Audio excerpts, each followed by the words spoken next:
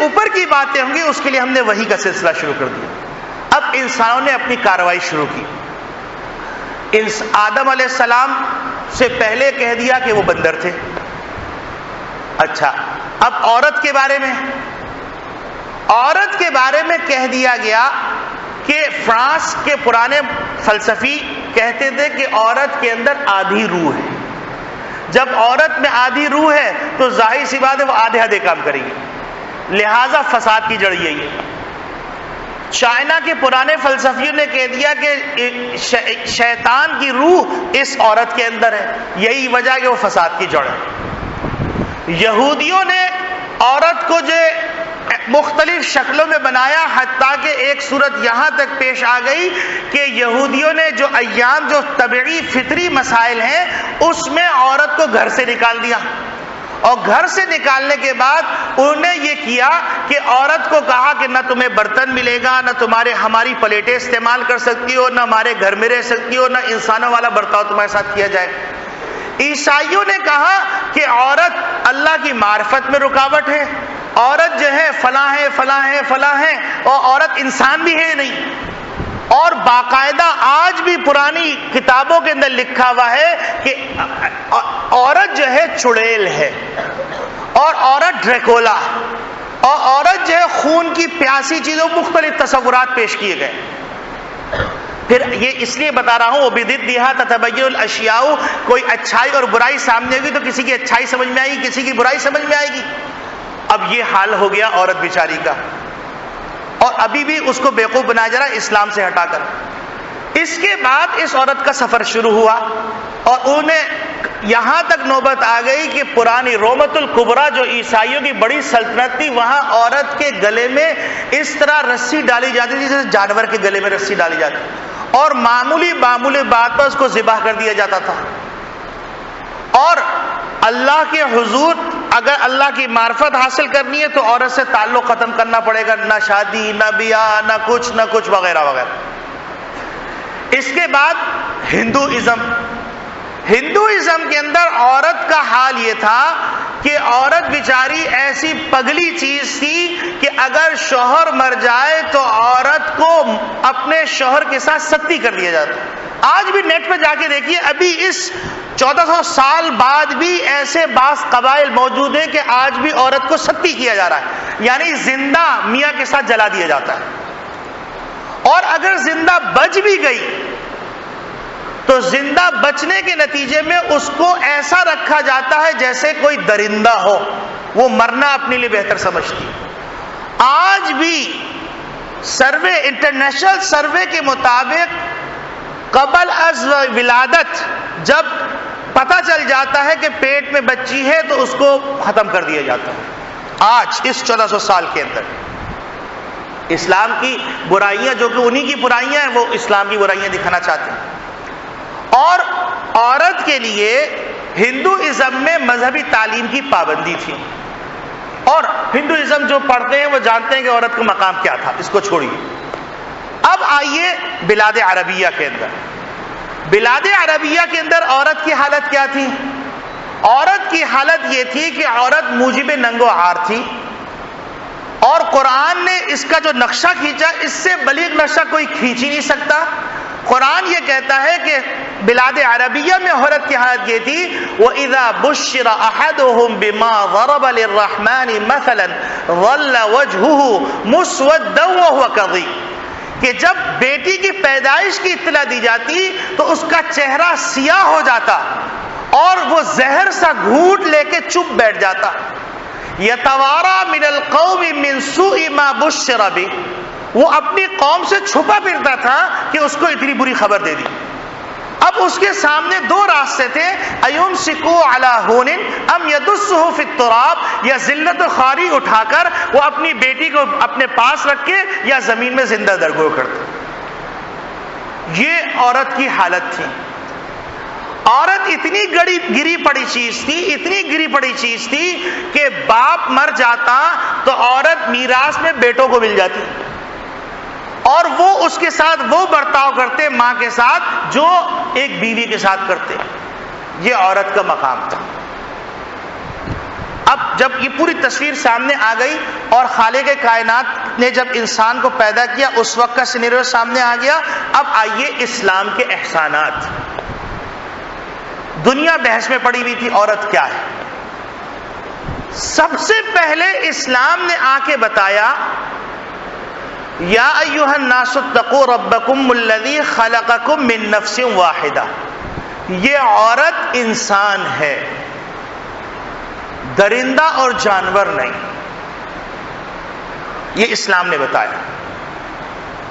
پھر اس کے بعد اسلام نے مزید ترقی دی اور کہا کہ پورے قرآن جو قیامت تک کے لیے مقدس کتاب ہے اور قیامت تک کے لیے اس کی حفاظت کی ذمہ داری لی، ہم پوری ایک سورت کا نام سورۃ النساء رکھتے ہیں. یہ عورت کی معراج اس سے بڑی کیا ہوگی.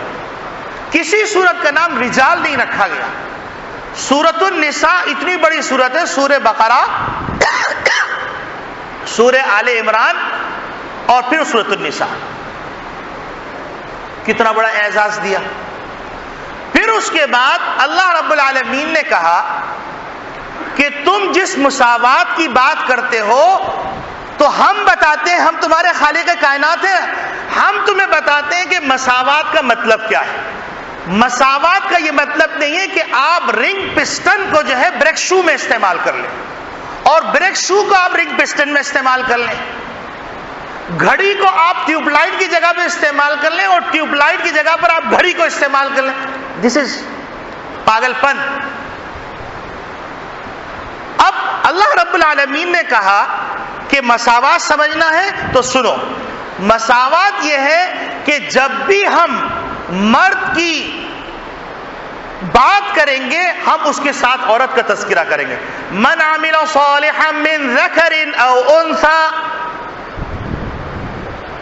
ہم حقوق کی بات کریں گے تو انسانیت کی بنیاد پر عورت کو وہ سارے حقوق ملیں گے جو مرد کو ملیں گے. اور حقوق کا تعین بھی ہم کو کرنا ہے کیونکہ یہ مشینری ہم نے بنائی ہے. تم پاگلوں کو تعین نہیں کرنا ہے، تم تو عقل کے اندھے ہو. تو اب اللہ رب العالمین نے مساوات کی تصویر پیش کی اور اللہ رب العالمین نے کہا کہ دیکھو اگر کسی مرد کو قتل کیا گیا تو اس کے نتیجے میں مرد کو قصاصاً قتل کیا جاتا ہے، تو اگر عورت کو قتل کیا چاہے قتل کرنے والا مرد ہو اس کو قصاصاً قتل کیا جائے گا. یہ ہے مساوات. اور مساوات سننا چاہتے ہو تو سنو. اگر کوئی مرد ابراہیم ابن ادہم بننا چاہتا ہے بن سکتا ہے تو سن لو پھر عورت بھی رابعہ بصریہ بن سکتی ہیں. فاستجاب لهم ربهم انی لا اضیع عمل عامل منکم من ذکر او انثى. اور اگر مساوات کی بات کرتے ہو تو پھر سن لو کہ اگر مرد جنت میں اعلیٰ مقامات حاصل کر سکتا ہے تو عورت بھی جنت میں اعلیٰ مقامات حاصل کر سکتی ہے. ہو سکتا ہے بعض جگہوں پر عورت مردوں سے آگے نکل جائے، جیسے اماں عائشہ صدیقہ رضی اللہ، حضرت فاطمہ الزہرا رضی اللہ تعالیٰ عنہ، ہماری امہات المومنین رضی اللہ تعالیٰ عنہن. یہ ہو گئی مساوات کی تصویر. اس کے بعد اللہ رب العالمین نے یہ موضوع، چونکہ یہاں جو سمجھانا ہے وہ میرے خیال سے بہت سی چیزیں سمجھ میں آ گئی. گھڑی بھی ڈرا رہی ہے کہ بہت وقت ہو گیا، لیکن بات سمجھ لیجئے. میں آخر اس کو کلوز کر دیتا ہوں کہ اسلام نے اس کو معاشی حقوق کیسے دیے، تمدنی حقوق کیسے دیے، معاشرتی حقوق کیسے دیے. سارے حقوق اسلام نے، یہ کسی اور موقع پر عرض کریں گے. اب آپ دیکھیے کہ اسلام نے جب عورت کو ایک قیمتی مقام دیا اور اللہ رب العالمین نے بتلایا کہ عورت کو ہم نے پیدا کس لیے کیا ہے. اب سنیے، اللہ رب العالمین کہتے ہیں کہ ہم نے عورت کو پیدا کس لیے کیا ہے. وَبَثَّ مِنْهُمَا رِجَالًا كَثِيرًا وَنِسَاءً حَمَلَتْهُ أُمُّهُ كُرْهًا وَوَضَعَتْهُ كُرْهًا. اس عورت کے ذمے لگایا ہے نسل انسانی کی بڑھوتری.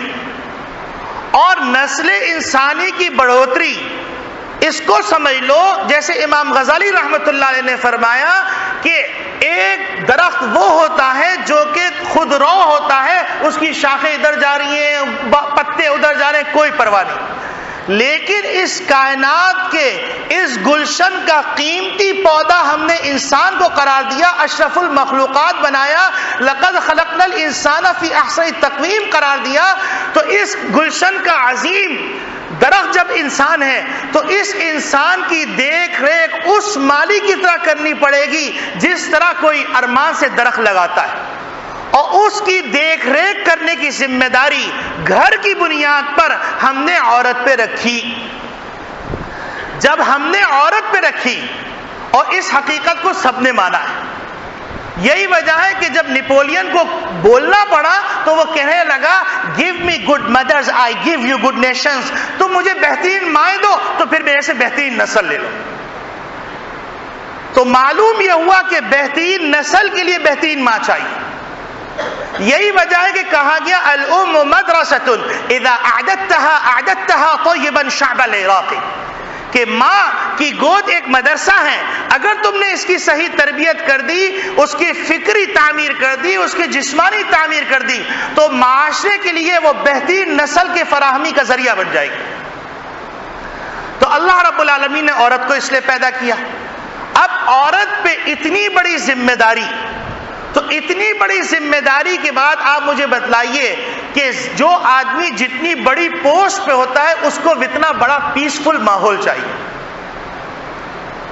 ایک روڈ توڑ رہا ہے تو ٹرک بھی جائے، گدھا بھی جائے، گھوڑا بھی جائے، اس کو کوئی پرواہ نہیں. لیکن ایک آدمی اگر غور و خوض کا کام کر رہا ہے، 40 دن کے اندر وہ ایک نقطہ قوم کی تعمیر کے لیے اگر نکالتا ہے تو اس کو کہا جاتا ہے کہ میاں آپ کتب خانے میں چلے جائیے، کوئی آواز آپ کے کمرے میں نہیں آئے گی.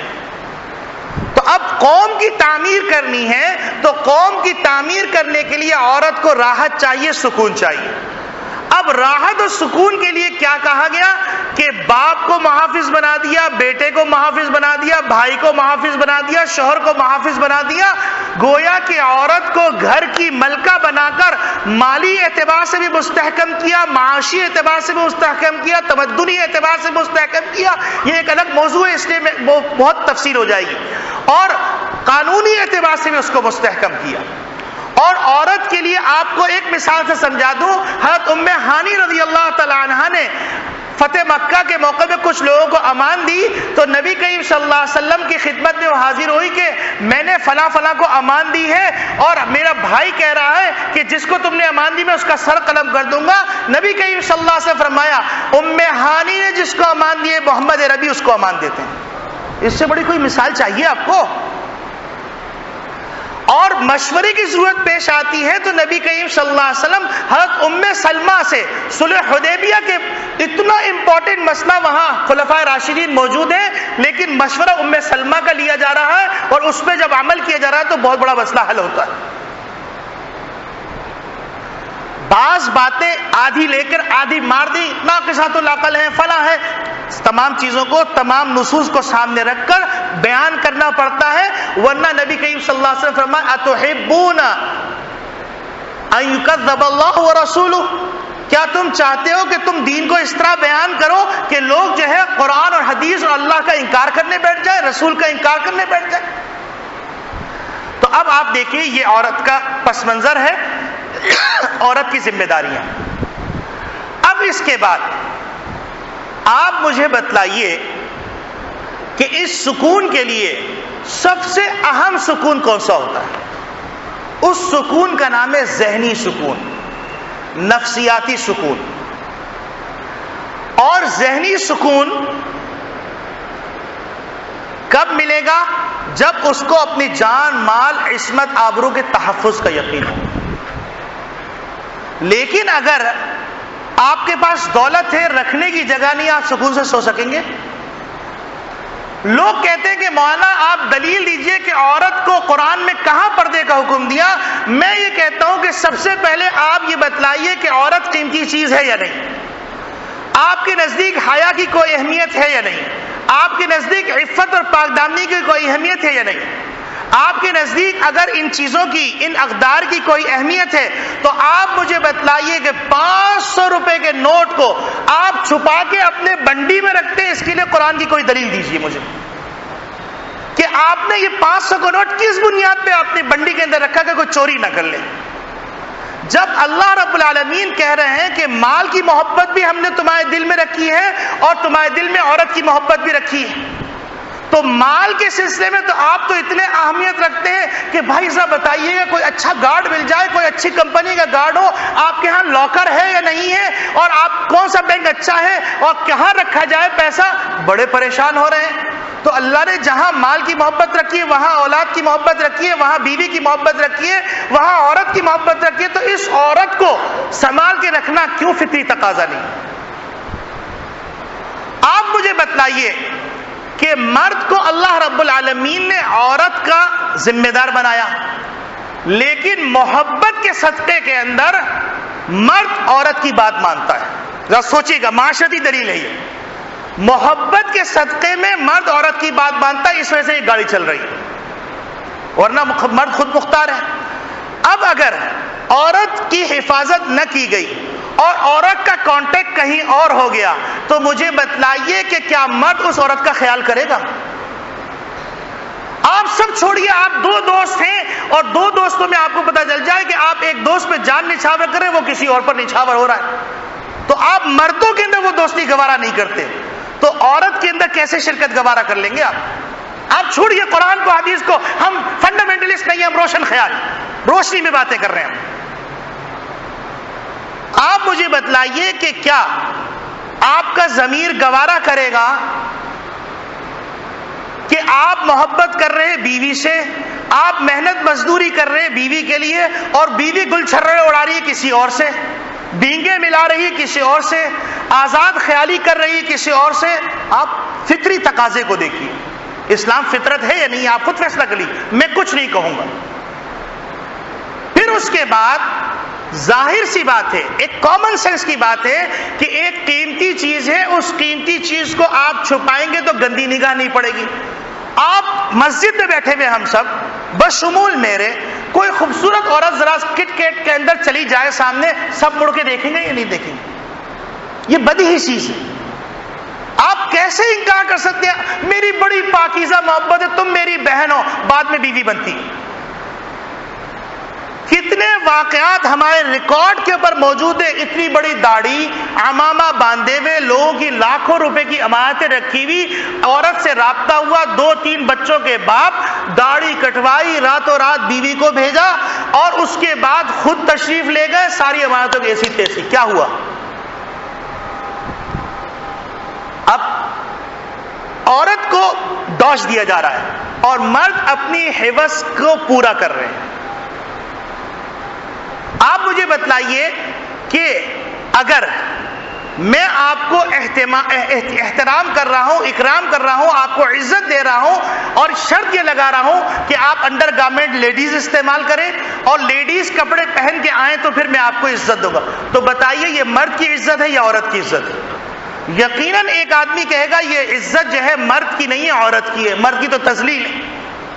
تو آپ مجھے بتلائیے کہ آج مغربی معاشرے کے اندر وہ عورت جو ماں کے روپ میں ہے، وہ عورت جو بہن کے روپ میں ہے، وہ عورت جو پھپھی کے روپ میں ہے، وہ عورت جو بیٹی کے روپ میں، اس کی کیا عزت ہے؟ اس عورت کی عزت ہے جو عورت مرد کی شکل کے اندر ہے۔ تو معلوم یہ ہوا کہ عورت کو مقام دلانا مقصود نہیں ہے، عورت کی تذلیل کرنا مقصود ہے۔ اب ایک شوشہ چھوڑ دیا گیا کہ اتنا بڑا ظلم عورتوں پہ ہوا، اسلام نے تو یہ کر دیا وہ کر دیا۔ اس کے لیے چند مثالیں ان کے پاس ہیں۔ ایک مثال یہ ہے کہ عورت کی گواہی آدھی رکھی گئی، عورت کی دیت آدھی رکھی گئی، عورت کو جو ہے 4 شادیوں کی اجازت نہیں دی گئی۔ 2 لفظوں میں بات ختم کرتا ہوں۔ مجھے بتلائیے کہ آج کوئی بڑی تنظیم کا بندہ کسی کو مار دے اور شیر خان سے کہیں شیر خان صاحب جا کے گواہی میں پہچان لیجئے اس قاتل کو، ارے نہیں بھائی میں نہیں جاؤں گا۔ بھائی کیوں نہیں جا رہے؟ ارے نہیں بھائی وہ مار ڈالے گا۔ اتنا بڑا شیر خان گواہی دینے کے لیے ڈر رہا ہے، تو اس بیچاری ننھی عورت کو، صنف نازک کو آپ کریں تنہا گواہی دینے جائے؟ کامن سینس یوز کریں گے تو سمجھ میں آ جائے گا کہ اسلام نے اس عورت کو ٹینشن سے نکالا ہے، اور عورت کو یہ کہا ہے کہ تم ایک نہیں دو جا کے گواہی دو. ظاہر سی بات ہے ایک قبیلہ تمہارا ہوگا, ایک قبیلہ دوسری عورت کا ہوگا, تو کوئی پنگا کرتے ہوئے سوچے گا دو قبیلوں سے لڑنا پڑے گا. دیت کی بات کرتے ہیں کہ عورت کی آدھی دیت رکھی, تو آپ مجھے بتلائیے یہ شور عورتوں کو کرنا چاہیے مردوں کو؟ اگر کسی آدمی کو قتل کیا گیا تو قصاصاً قتل ہوگا, اگر قتل عمد ہے تو اس صورت کے اندر قتل خطا ہے تو اس صورت کے اندر کیا کیا جائے گا؟ دیت دی جائے گی. مرد کو قتل کیا گیا دیت ملتی ہے عورت کو, اور عورت کو قتل کیا گیا دیت ملتی ہے مرد کو.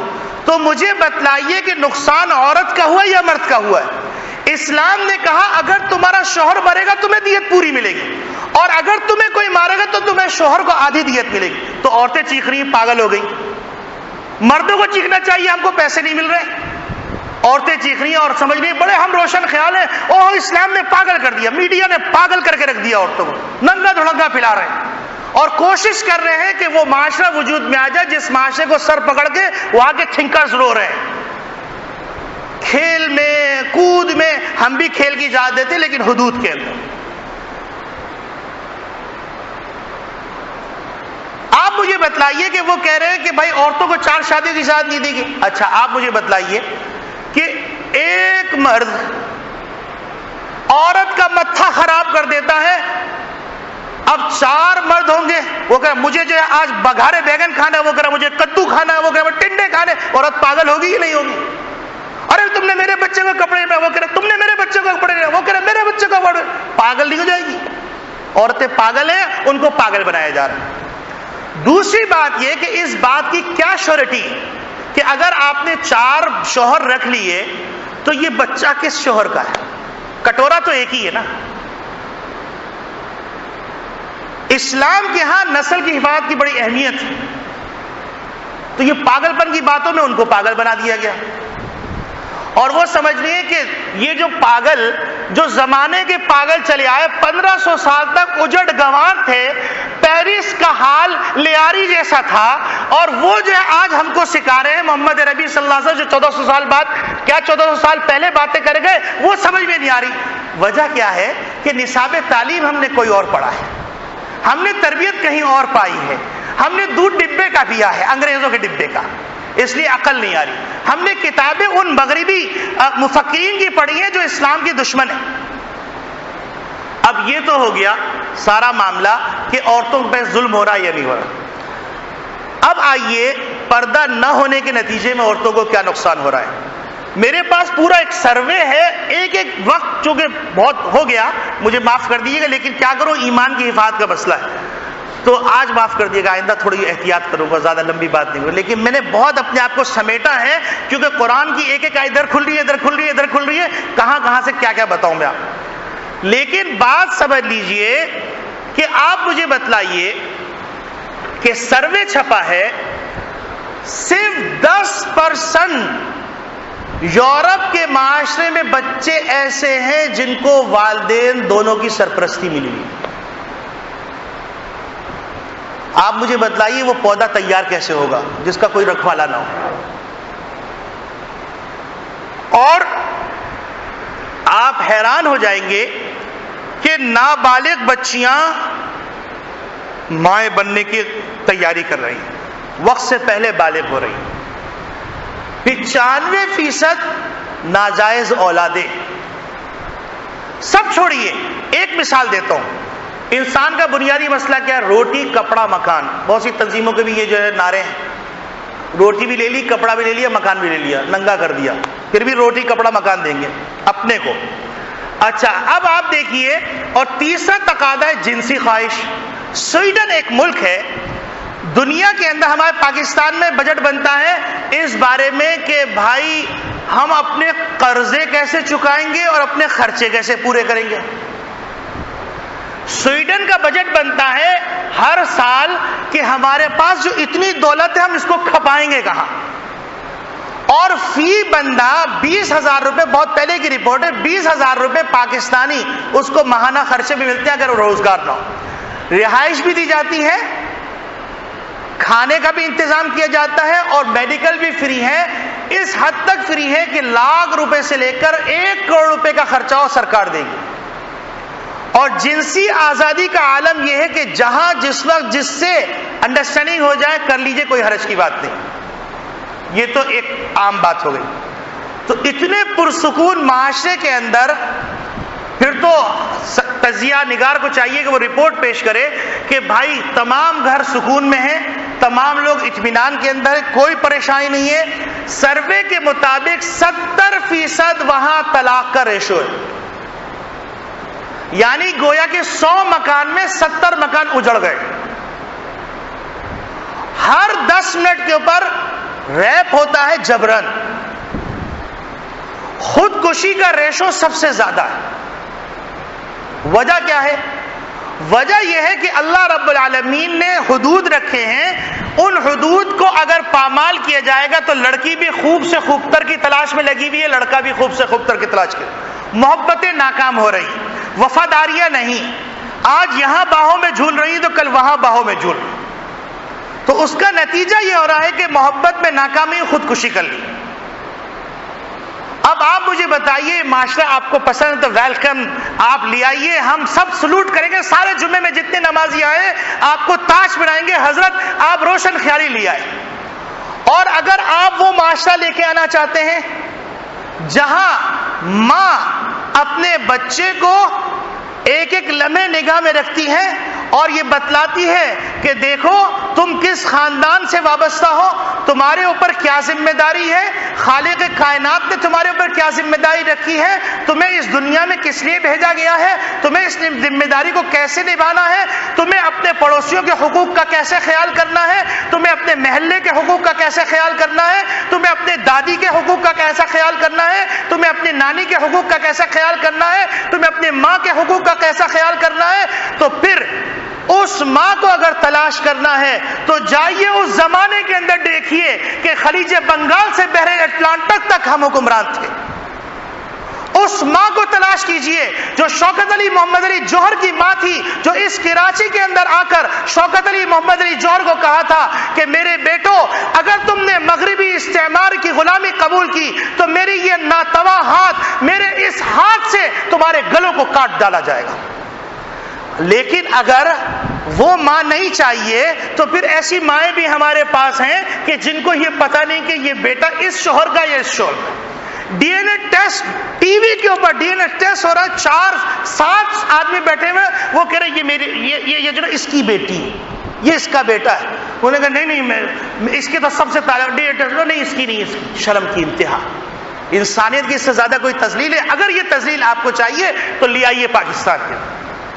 لیکن جب تک غیور مسلمان علماء طلبا موجود ہیں اس وقت تک یہ آپ کی غلط فہمی اور غلط مرادی پوری نہیں ہوگی. ہاں ہماری لاشوں پہ لانا چاہتے ہیں یہ درندگی، عورت کی رسوائی، ہماری ماں بیٹوں کی رسوائی، تو پھر لاشیں پہلے ہوں گی، بعد میں آپ کے ارمان ہوں گے.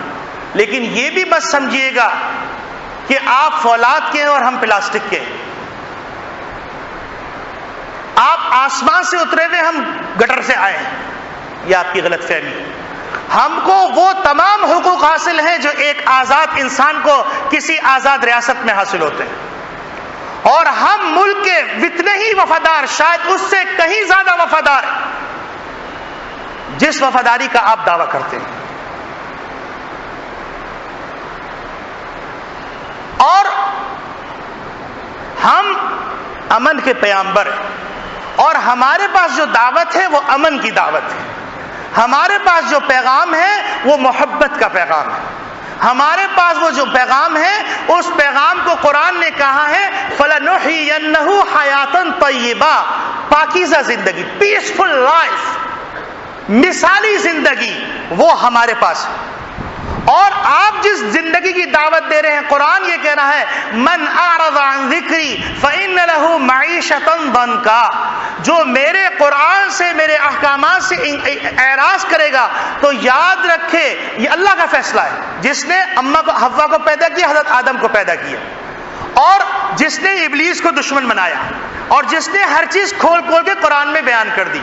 اس اللہ کا یہ اعلان ہے، وہ فرماتے ہیں تمہیں ایسی زندگی دے دیں گے کہ تم بیٹھے ہوئے تو پھول پہ ہوگے لیکن انگاروں پہ لوٹ رہے ہوگے۔ اور اگر وہ مائیں چاہیے تو وہ مائیں بہت زیادہ مختلف گھروں کے اندر ہیں۔ جو مائیں بیٹا گاڑی چلاتے ہوئے جھول جاتا ہے تو ماں کہتی ہے بیٹا ذرا کم پیا کرو، وہ مائیں بھی بہت ہیں، لیکن وہ درندی ہیں، وہ نہ اپنے بیٹے کی وفادار ہیں نہ اپنے شوہر کی وفادار ہیں۔ فیصلہ آپ کے ہاتھ میں ہے۔ اور پردہ یہ عفت کا ضامن ہے، پردہ یہ امن کا ضامن ہے، پردہ یہ پیسفل لائف کا ضامن ہے، پردہ اس مساوات کا ضامن ہے جو قدرتی مساوات ہے۔ اب ہمارے آپ کے اختیار میں ہے، درندے بن کے جئیں یا جو ہے انسان بن کے جئیں، یہ فیصلہ آپ کے حوالے کیا میں نے۔ اور آخری بات، اپریل فول کے حوالے سے بہت سے لوگ بڑی خوشیاں منا رہے ہیں، اس کے لیے صرف ایک پیغام یہ ہے کہ جب اندلس کا ہمارا سقوط ہوا ہے اور مسلمانوں کو رسوا کرنے کی انتہا کا فیصلہ کیا گیا تو جہاز میں بھر کر بادشاہ نے سمندر کے اندر مسلمانوں کو غرق کر دیا تھا۔ اس دن 1 اپریل تھا، اپریل فول اس کی یاد میں منایا جاتا ہے۔